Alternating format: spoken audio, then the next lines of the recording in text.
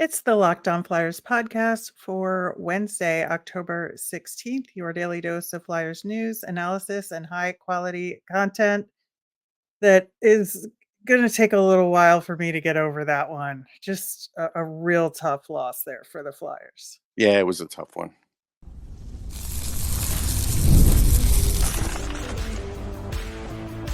You're Locked On Flyers, your daily podcast on the Philadelphia Flyers. Part of the Locked On Podcast Network, your team every day. Hey there, and thanks for making Locked On Flyers your first listen every day. I'm Rachel Donner. You can find me on Twitter at rmiriam. I'm here as always with Russ Cohen, who's on all your favorite social media apps at Sportsology. We are at Locked On Flyers on Instagram, Threads, Blue Sky, and Twitter as well.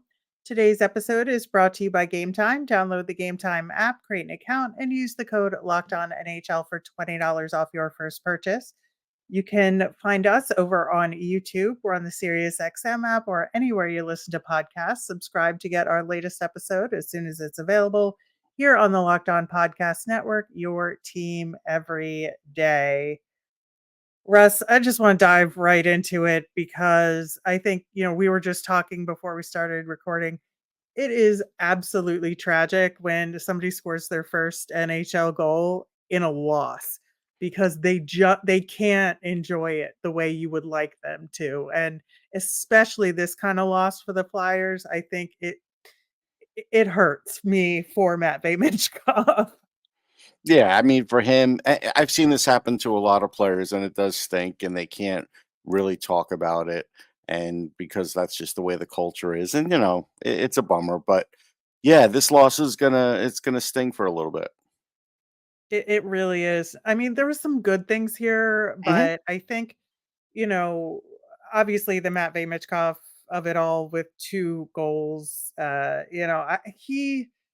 he just impressed me so much in this game, not only with his effort, but obviously he was shooting, a little bit more here and it paid off, and he was blocking shots, Hmm. he drew a penalty. I mean, you could not ask for more from this kid.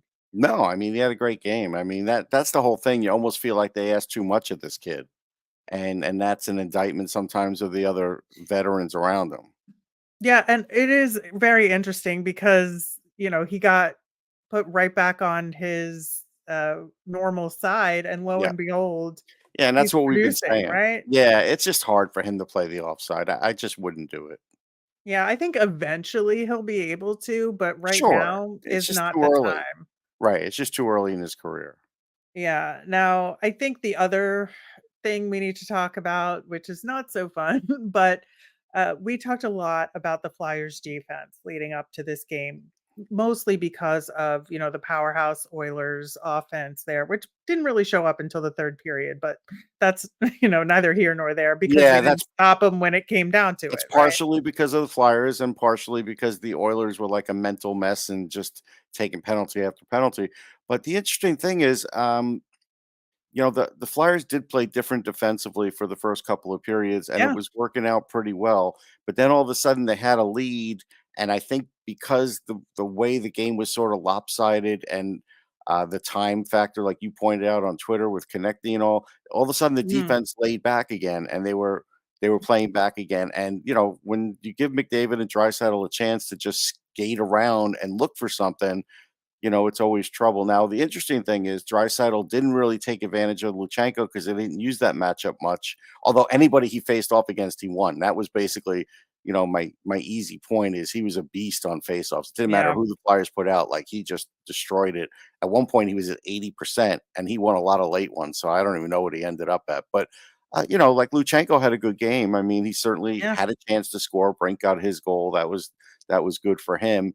I don't know if I would put him out against like a lineman McDavid too much anymore just because you said it in the press. I don't know if that's a good idea early on because you don't want things to go backward. And they had the 2 kids out there late. Okay, fine. I don't mind that. I think you should just do it earlier in the game. That's all.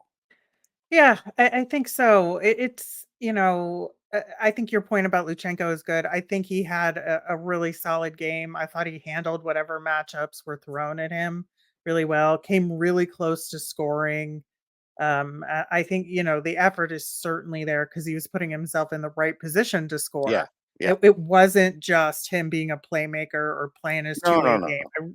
He was very active offensively. So I'm very pleased with his performance in this game. I think that it was really just like the defense just couldn't play the full 60 in Yeah, this defense game. and And team defense to some degree too, like, guys, I think were mhm, legitimately, getting gassed middle yeah. of the 3rd, and I think the Edmonton Oilers saw that, and that's why they kept putting out the big guys because in an odd way, because of all those penalties earlier, the big guys barely played in the 1st period, so they had a lot of gas left at the end of the game. That was just the weird, ebb and flow of the game, but, yeah, it's just, you know some guys had really horrible games. Ryan Like, Poehling had the worst game I'd mm, seen him play.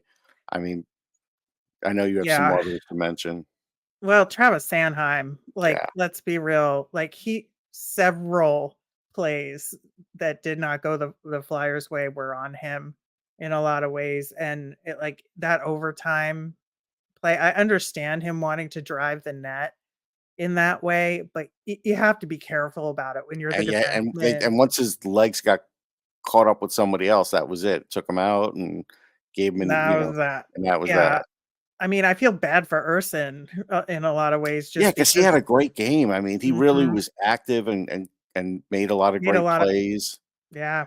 I just again, like, when a defensive play or defensive mistake, like, costs, your goaltender, like, the emotion of the game, it's just Yeah. very frustrating for me, but, yeah, and I thought that they were just using, I think, the wrong defenseman at the wrong times in a Yeah, it lot just of this seemed like they game. never had the right guys out there. I think that is a part of it.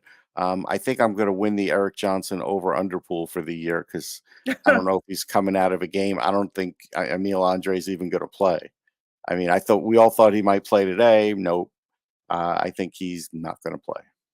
Yeah. Now, I wanna talk a little bit about, um, Joel Farabee and Morgan Frost Mhm. because both of them were hurt a little bit. We weren't Yeah. sure how they were. I thought both of them looked pretty solid in terms of were they injured or not. I did not see any indication that they were. No, no, I didn't either. I thought Frost really had a good game. I mean, no, I Mhm. didn't see anything with either one of them. So yeah, they were both solid. Yeah, and of course, Joel Farabee gets into the second of 2 consecutive fights Yeah. in the game with Sean Couturier there. I think that, you know, there were good reasons, again, this is my constant feeling about fights. In isolation, there seems to be good reason for these fights, Right. but the net effect of them is not good. Yeah, they're not deep And enough to have certain guys pairing like Couturier and Farabee off the ice and at the same Farabee. time. Yeah, Yeah, I just think that's a mistake. yeah, It's ultimately a mistake, and I think that, maybe having Farabee out there because I noticed in the 3rd period, they were moving Farabee up in the lineup a little bit because 'cause we're gonna yeah, talk about Owen Tippett a little bit as well, but yeah, Farabee got some extra shifts in there with the top line and, then to take him out for 5 minutes, and he probably missed, like, 2 or 3 shifts in yeah, that time that he could have had an opportunity and that line could have had an opportunity because I thought, all 3 of them were playing really well. I think there was a lot of missed opportunity in the 3rd period yeah. I did see an iPad on the bench, by the way, but I guess the coaches are only there. allowed to use it. So, but I did see Okay. it there. I did see it there. Yeah, the thing about Tippett is I feel like somebody really needs to talk to him. I think he's rushing his shots. Like, Mhm. he's just so wants to get a goal now that he's just, you know, putting up that first shot. So he's putting a lot of shots on net, and I know the cliche of pucks to the net, but and he hit, the post a few times, and that's always tough. But I feel like he's rushing it, and I think that's an issue where, yeah, he's not really confident right now. Yeah, and, I did check, like, slightly before the game ended, so I don't know what the final, stat was there, but I did notice that Owen Tippett had the most chances for Yeah. on the Flyers, like, Konechny was close behind him. I think it Mhm. wound up like 1 difference between the 2 of them for scoring chances, but, Tippett had 9 chances, 6 scoring chances, You gotta 4 execute. but only one of them was high danger, and Right. none of them went in. So, Right. that's just really what it is with him, Yeah. that he's just gotta finish, and that like, he had his chances in this game and just Yeah. could not finish, and that's This team so isn't this frustrating. team isn't deep offensively, so they need certain guys to finish. He has to be one of them. Yeah, yeah, I think so. We're going to talk a little bit more about some individual play as well as the special teams in this game because I think, the conversation around the power play absolutely needs to continue, and we are going to do that coming up next. Some of the best concerts of the year take place in the fall, and it's my favorite time to head to a show. Game Time has a new feature called Game Time Picks that makes getting tickets for your favorite live events even easier. Game Time Picks filters out the fluff to show you only incredible deals on great seats so you don't have to waste time searching through thousands of tickets. My favorite part of the Game Time app is that it's great for getting notified about last minute flash deals and super deals so you know you're getting the best bang for your buck. Best of all, they have all-in pricing, so there's no surprise fees at checkout when you activate the feature. Also, your tickets are sent directly to your phone, so you never have to dig through email.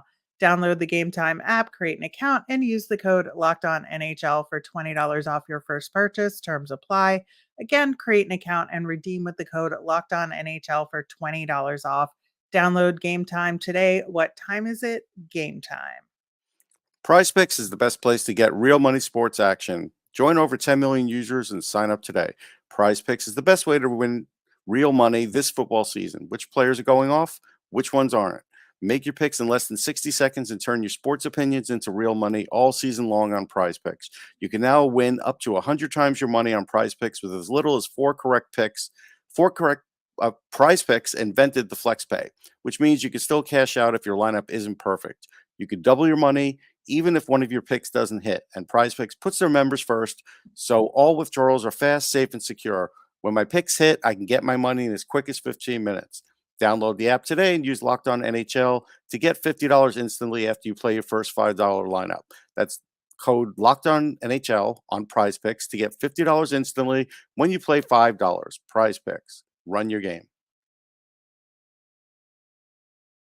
Coming up on tomorrow's show, we are going to take a look at the game against the Kraken that's coming up. Only one more game late night, kids. We can get through this, I I don't swear. know. I don't know if we can, but okay.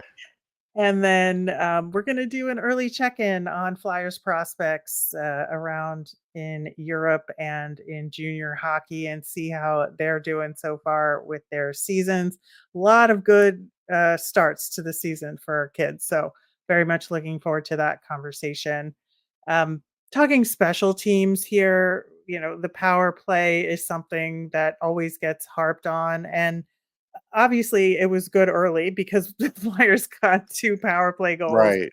early on, but I felt like as the game went on, It got either worse. it got worse and either the Oilers figured it out or I felt like the Flyers just weren't taking shots. They were just No, messing around, they weren't right? doing the right thing. They barely could get zone entries after a while. There was some way they registered no shots. I know John has Mhm. put the pressure on Drysdale, but you still have to remember he's 22. Like you're expecting him to shoot more, that's one thing, but it's like this is where you run into trouble where, you know, you're expecting a 22-year-old defenseman, which again, you might say, well, Michkov's 19, he's scoring, but he's not playing defense. He doesn't have the point pressure. It's a different position and it's harder at a younger age. It just is. And so, yeah, I mean, that's not the only reason it's failing. Look, Zamula is just not good on the power play. I'm going to keep saying Yeah. it until somebody makes a change. Yeah. He just like wasn't managing it the way you need to in order to get No. quality chances there. I also agree with you on that front. And I think that while you want to say good things about this power play because they did get power play goals, they had so many opportunities in this They game did. that it just kind of came out in the wash for me. Yeah. Um, in Well, this game. it's a And key again, part it's of the game. Like, disappointing. yeah, it's a key part of the game because if you connected on just one more, Mm. it's difference of the game. Because then that would have Yeah, changed like the whole attitude of the way the Oilers would have played. Especially if you'd have done it earlier, then they'd have been playing from behind the whole time, yeah, you would have had a far chance, behind. maybe an empty net opportunity for the Right, Flyers because they would have had right. to pull the goalie if you're up by one more. Yeah, I just really think that that had a huge effect. On the penalty kill, I think that there's a couple interesting things going on there. Now, I do understand that the penalty kill was successful in this game, but it is just really interesting to see the penalty kill with and without Travis Konechny on it because it looks so vastly different when Konechny's the sure. one in the box that they're so much more collapsed. They're playing more desperate. And Yeah. to me, like it's one guy, like I understand he's very, very good and he's like the linchpin of the penalty kill in a lot of ways, but it shouldn't be that different. He's not on there, right? No, it should be more systematic, but it seems like it's not, and so they do rely on him a lot. And so, yeah, I mean, that's a big thing. So if you're another team, you're trying to get him off the ice at times for those kinds of things to happen for you to get a chance. I could see teams trying to do that. But, I mean, penalty kill's been good all along. So, and like you said, it Mhm. was good in the game, so I can't rip it. Yeah, and I think that, obviously Sam Ersson helped them a lot He did. on the penalty kill. But I think that, yeah, it's good. And I don't want to like downplay how good the penalty kill is because again, they were 4 for 4 in this game. But there's just like a little tweaks that they could work on, I think, to make it better and not collapse as much. And when they're trying to be more aggressive, they were a little flaily with the stick. It wasn't like deliberate aggressive play. It was more just desperate aggressive play. And I think they could, just tamper that down a little bit and make it more structured. Yeah, and I just kind of wonder. I mean, Eric Johnson did not have a bad game. He didn't have a good game. He was just kind of okay. But I kind of wonder now when Sealer comes back if they were to leave Johnson in because he's not hurting anything. I've seen 39-year-old defensemen wear out in this league. I mean, they just do. And I think so that's Sealer's going back in. I am no, not no, worried he about is. that at No, all. no, no. I'm not saying he's replacing Sealer. I'm saying he could replace somebody else temporarily. So that's something I worry about because Hmm. again, a 39-year-old, there is a limit to how much you want to play that guy. So we'll see. Yeah. It Yeah. might be unfounded, but it's just a thought I had. No, Sealer's definitely getting in, but maybe somebody else will be coming out. Yeah. I think so. It's God, I'm still like really like just the disappointment about this game Hmm. is very apparent. But again, I'm trying to look for more good points here, and I They do got a think point. That's a good point. They They got a did, point. yeah, they did get a point. I think Bobby Brink continues to put forth tremendous Well, this effort, was a and I better effort. I didn't yeah, love the effort last game, even though he got an assist, but I thought this was a better effort. Although he still takes bad penalties and that's something he's gotta stop. But he yeah, did yeah. but he did have an important goal, so that's a big thing. Yeah, I think so too, and I think it kinda solidifies his spot a little bit when he's Yeah, I putting think points on the early board. on right now, I think he's okay. We'll see, but right now I Yeah. think, yeah, he's safe right at the moment. Yeah, and I think again, it's worth repeating, early days, not a lot of data to work with here. Right. So we're just kind of reacting to the individual games at this point because that's what we've got. But hopefully we'll see some good trends over the next couple of weeks and they'll like tighten up on some of these things that we're talking about. And onward to Seattle. We'll talk about them. I want to just touch briefly on the Columbus ceremony for Johnny Gaudreau because I did watch it and It's important to a lot of Flyers fans, just Hmm. again because of the family being from the area. And man, they did such a good job, and the whole family was there. And just I think you can see how much this is hurting them, and how much they appreciated the support of the Columbus community. um, Columbus did such a good job with the ceremony and the banner, and God, that formation tribute without a left wing for 13 seconds. I mean, inspired and devastating all at once, right? Yeah, I mean, I saw that go on, and I did see a video from his wife, right? But Mhm. beyond that, I couldn't tune in. I had lost recently, and I have to be upbeat, and I couldn't do it. I just couldn't bring myself to do it. My heart's there, but I just can't do it. But Understandable, yeah, understandable. but it's just yeah, I think the league is going to do something for Johnny, maybe renaming an award or even getting a new one. There was some talk about that in our hockey writers meeting recently, so that would be nice. So um, we'll see. We'll see if that comes forward. But yeah, we're already thinking of ideas. Yeah, that's really, really good to hear. And really good to see. I think, when it first happened, we had all these moments of silence, and Hmm. more recently it's been moments of cheering and like thunderous Right. applause, and Yeah, I just appreciate that so much. yeah, and I think what Monahan scored and he pointed. Mhm. Yeah, that was nice. I mean, all those things are great. Uh, Nobody's Just going to forget frustrated them. at the Florida Panthers for ruining everything, but Yeah. can't can't have Nobody's gonna everything, I forget him, guess. though. That's my big thing that I'm saying here. Nobody's gonna forget him. There's gonna be a lot of reminders for many, many years for him for what he's done in hockey.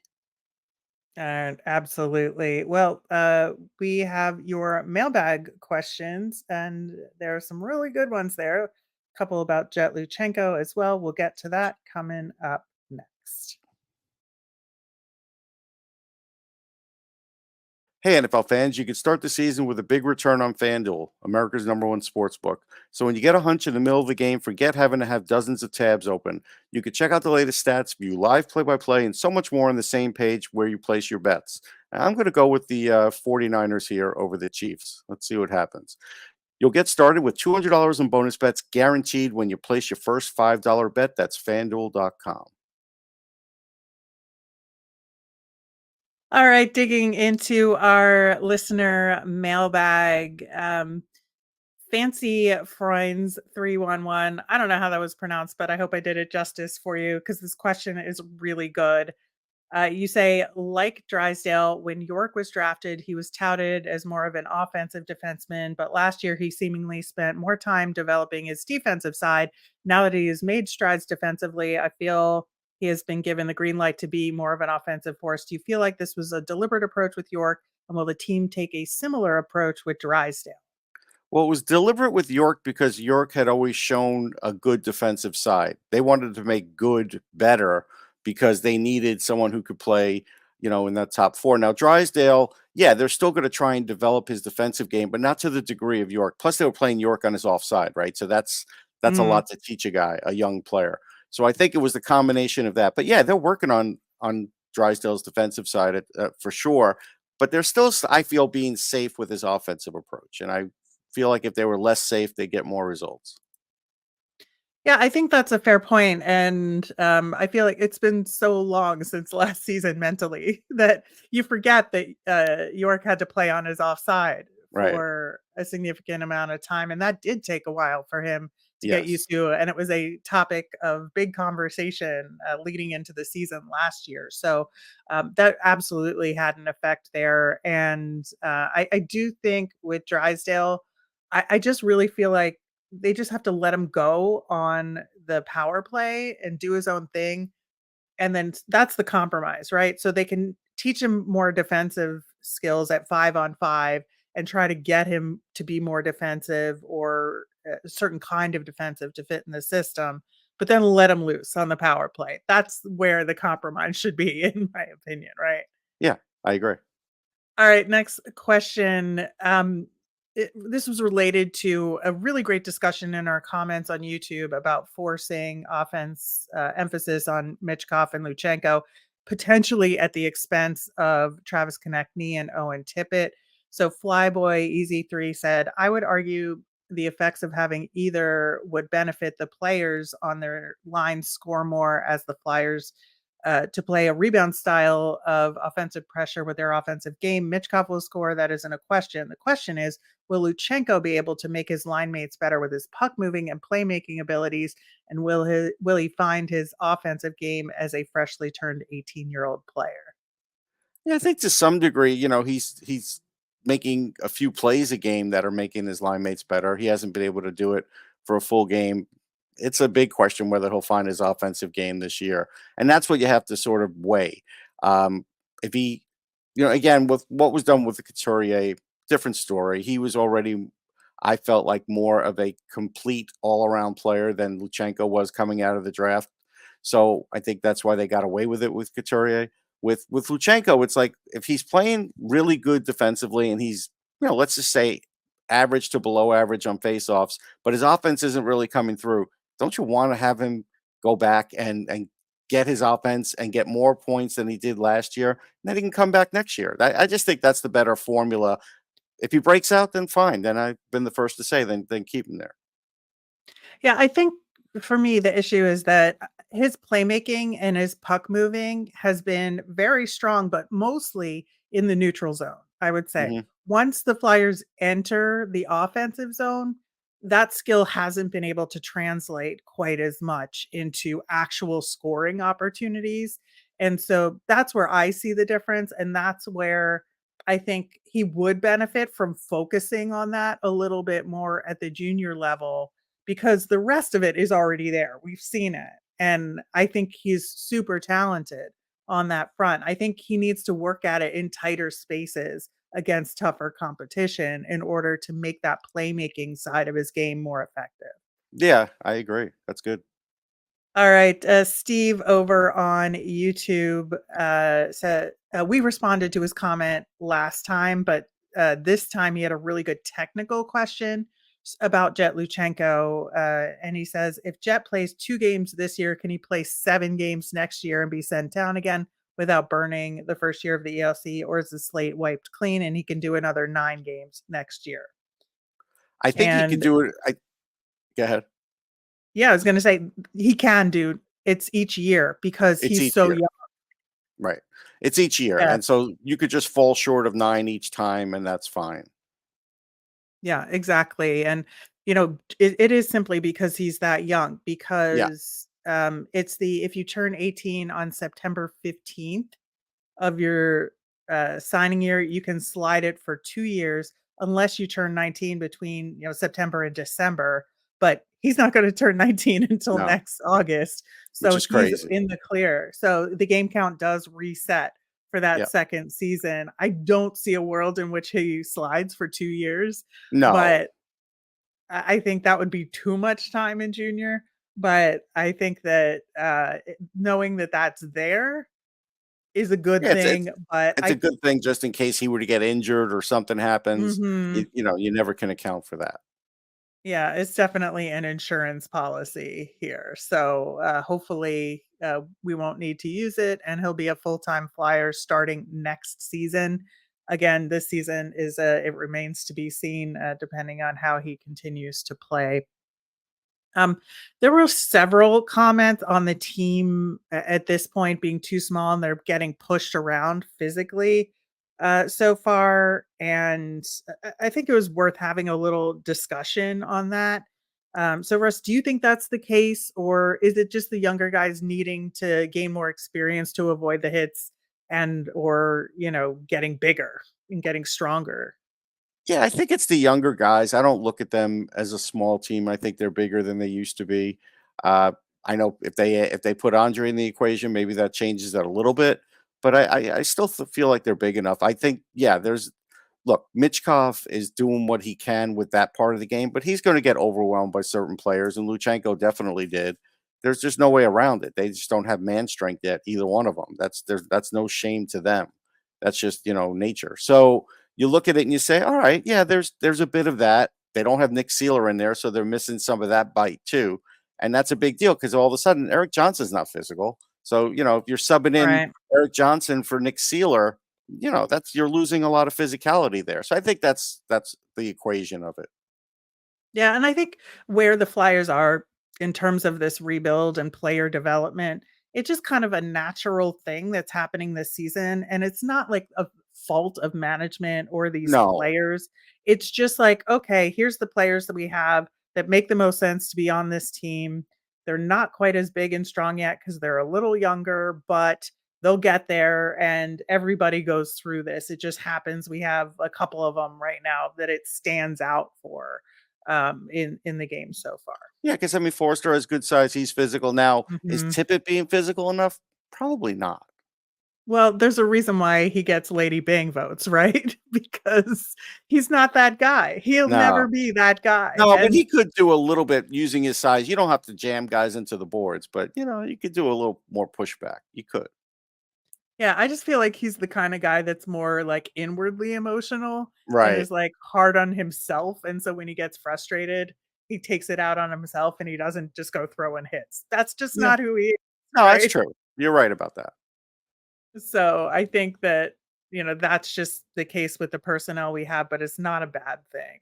I think at least in the current moment where we are in terms of trying to build the successful team. Last question. Jess wants to know how much leeway will the power play get before they make massive changes to the personnel? Apparently a lot because, recently John Tortorella was saying, well, it's more my fault because I wouldn't let them play with players longer and gel. And these are things we had talked about on the show. I think John's covering for Rocky.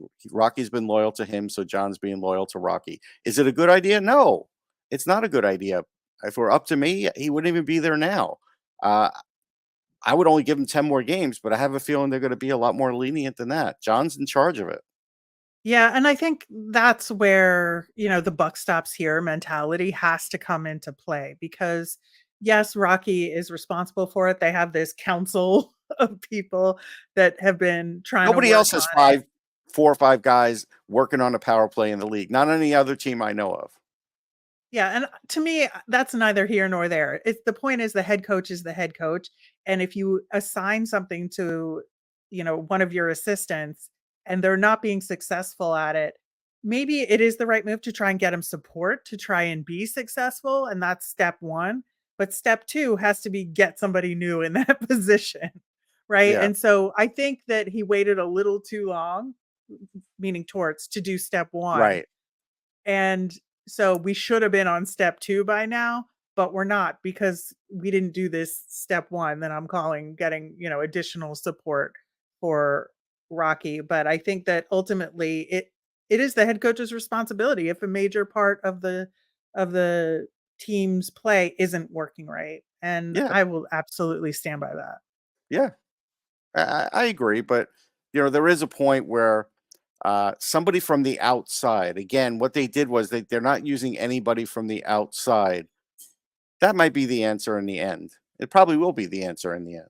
Yeah. Well, we shall see. In the meantime, that will do it for today's show. We will be back tomorrow with a preview of the Flyers versus Seattle Kraken game. The Kraken are off to a very bizarro, interesting start Weird. Yeah. to this season. So we'll get into that.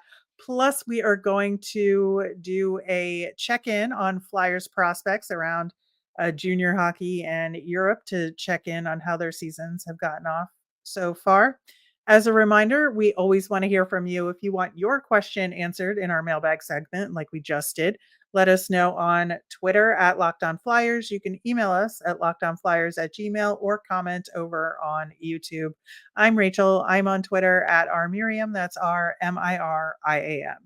I'm Russ. I'm at Sportsology, SPORTSOLOGY. Thanks for making Locked On Flyers your first listen today. For your second listen, find Locked On Fantasy Hockey. Become a fantasy hockey expert and get the edge over your league mates with daily tips from Steal and Flip. Find Locked On Fantasy Hockey on YouTube or wherever you listen to podcasts. Have a great day, everyone.